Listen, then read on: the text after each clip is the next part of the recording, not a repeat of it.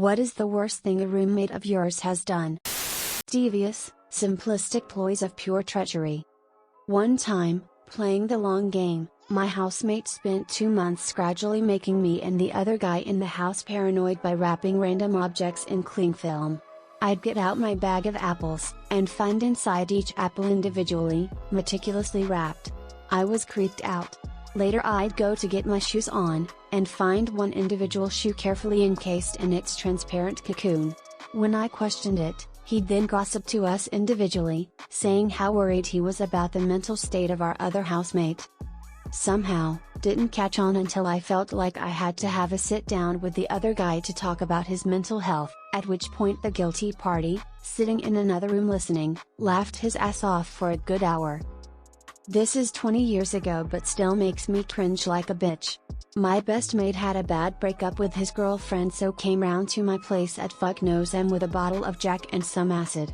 I wake up the next day in a police station being told we've been arrested for performing oral sex on each other in the middle of the city we live in at 4 p.m. I'm vanilla straight and shy at this point in my life and just glad I can't remember it to this day. But at least I helped a friend get over his girlfriend, so there's that. I went to bed early because I had a final the next morning. My girlfriend of 3 years decided to go out with my roommates because why not, it's Thirsty Thursday. I woke up to her having sex with my roommate in his bed 5 feet away from mine. Quite a way to wake up at 3 in the morning. Right as I fell asleep, my roommate named Cooper just got back from a bar called Trads, or Traditions. He came back with this softball chick and fucked her in his drunken state. They ended up waking me up. So I laid there, helpless. I wasn't going to deny him his game, but I really didn't want to ruin the mood. I decided to give a fake sleep stretch, which immediately brought silence. After a few seconds, they giggled like the drunk college fuck buddies that they were, and proceeded to continue banging like animals.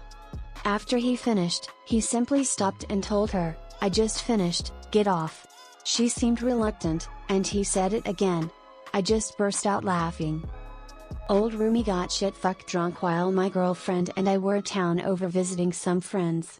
We ended up coming home late night, maybe 3 a.m., so we could sleep in my bed. I walk up to the door of my apt and it is wide open with blood smeared on the door. My girlfriend starts to freak out and runs back to the car so I can go in solo. So with my tire iron in hand I walk in all stealthy like and am looking around searching, about to pee my pants. After searching the place high and low I find my roommate naked on my bed, so drunk he's barely responsive and urine all over my sheets.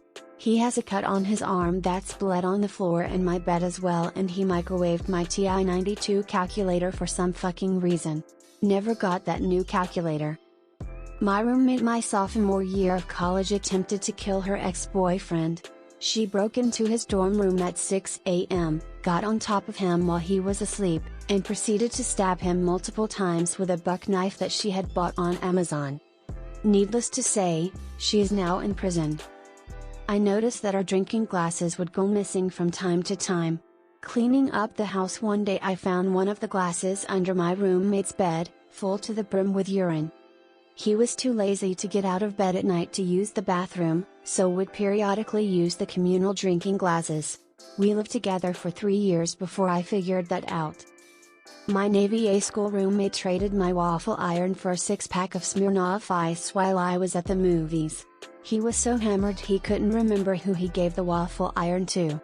Karmic realignment: after he failed out of the school, my class attrition rate was exactly 75%, started with 16 in my class, and only 4 of us graduated. He got completely blackout drunk his last night, and while he was in the bathroom, bent over and swallowing everything, I swept his legs and he went face first into the bowl.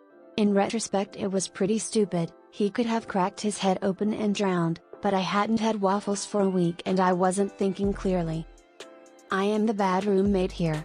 He would always use the last roll of toilet paper before heading to work, leaving me alone with a shitty ass and no one to run to the store.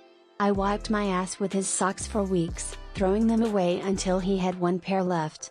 He still doesn't know what happened. We are close friends and this was 10 years ago. Oh, so many things. When I still liked her, I invited some friends over and told her to do the same for dinner. I spent like $60 on the food for everyone, and made it myself. The next day I got left a nasty text saying I need to do all the dishes and I was gross.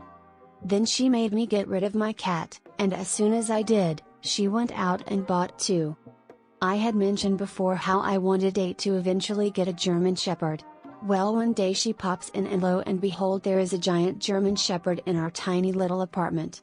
She didn't even bother to ask, and when I said something she told me I couldn't complain since I had said I wanted one. She also refused to clean up after him. She had a pet rabbit in her room that smelled god-awful. She ruined my vacuum by sucking up all the hay it spread everywhere and let it chew on my TV cords. She invited strange men she didn't know over and have sex with them, like the cashier at the gas station. She had sex with my friends multiple times, and when they started to like her, she avoided them and never spoke to them again. She never cleaned, ever. She didn't even clean up her period blood that was running down the toilet. When I was about to move out, I told her the person who actually owned the couches were going to come get them in a few weeks. She was still going to live there, so I was nice enough to tell her about some cheap ones I saw. She went that day and bought them, then bitched about there not being any room. I had no control of when the person was getting the couch and told her it would be a while. She also still owes me $300, but I know I am never getting that money from her. Wow, sorry for the novel. I just really hate her. Fuck you, Sam. Told me the day before she actually moved out that she was moving out to live with her latest of a string of boyfriends, didn't help me find someone to take her place, left me with the bills which almost resulted in my power being cut, then called me a year later, bearing in mind we worked in the same office, so it's not like she couldn't have spoken to me, to demand her half of the deposit on the apartment, 6 months after I'd moved out, and the night before I was leaving the country.